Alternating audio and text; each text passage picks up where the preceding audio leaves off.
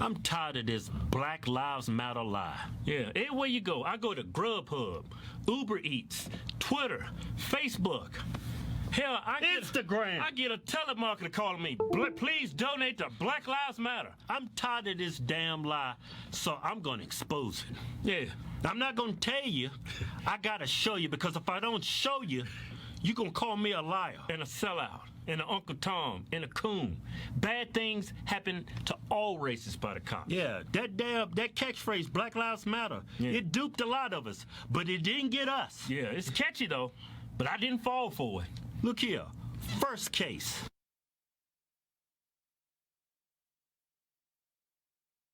Newly released body camera footage of this police shooting shows Daniel Shaver's last moments.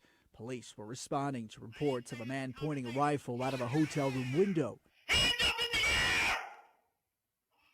You do that again, we're shooting you. Do you understand? Please do not shoot me. Begging for his life. Then listen to my instructions. I'm trying to do it. Don't talk, listen! Hands straight up in the air. Do not put your hands down for any reason. You think you're gonna fall, you better fall in your face. Your hands go back in the small of your back or down. We are going to shoot you. Do you understand me? Yes, sir. An officer then orders Shaver to crawl toward him. Shaver complies, but then moves his right hand behind him despite the warning. Officer Philip Mitchell Brailsford fires 5 rounds, killing Shaver. Brailsford was charged with second-degree murder over this January 2016 shooting. In an interview with police, he said he thought Shaver was going for a gun, saying, quote, "He could have easily and quickly drawn a weapon down on us and fired without aiming, and he could have hit us or the citizen that we had just detained."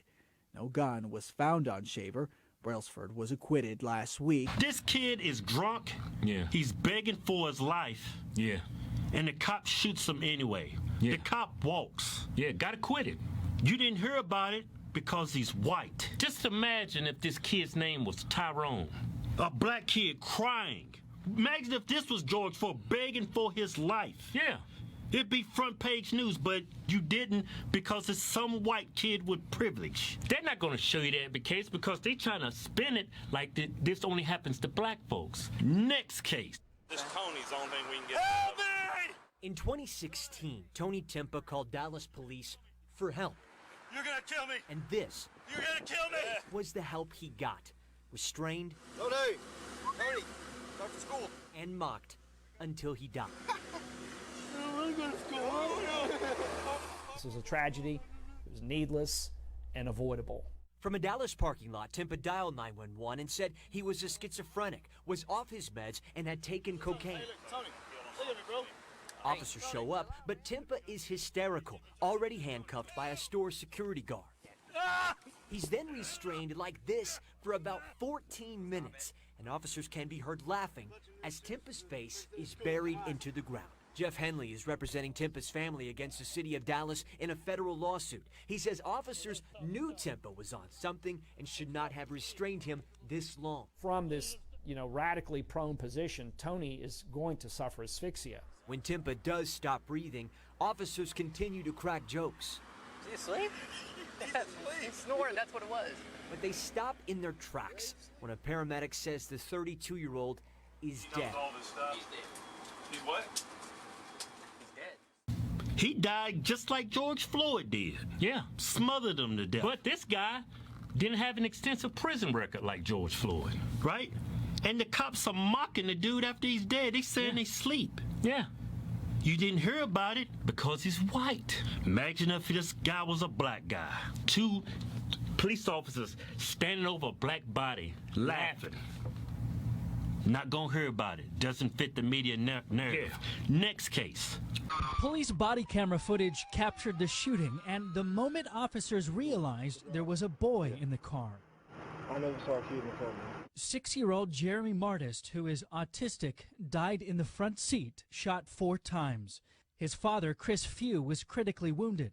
Speaking publicly about that night for the first time today, Mr. Few told the jury officers gave no warning before they opened fire. "I had my hands in the air," Few testified. "I put my hands out the window. They kept shooting." Several witnesses also told the jury Mr. Few had his hands up, which body camera footage appears to confirm. But Officer Derek Stafford's attorney says he and his partner acted in self-defense after a 2-mile pursuit.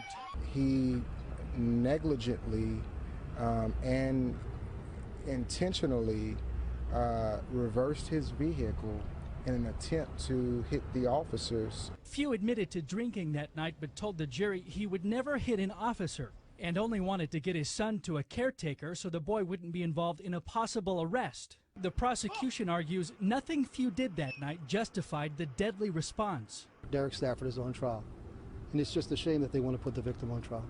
A 6-year-old white autistic kid and his father get shot up, gunned down by 2 black police officers. Now, the father lived, but the kid didn't.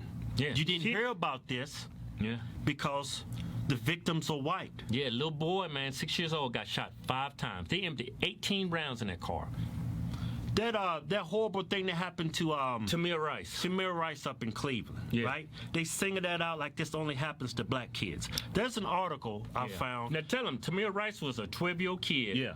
They got shot and killed because he was brandishing a fake gun. A toy gun. It looked real. It was a gun replica. Yeah. Right? Cops roll up, shoot and kill the young kid. Right?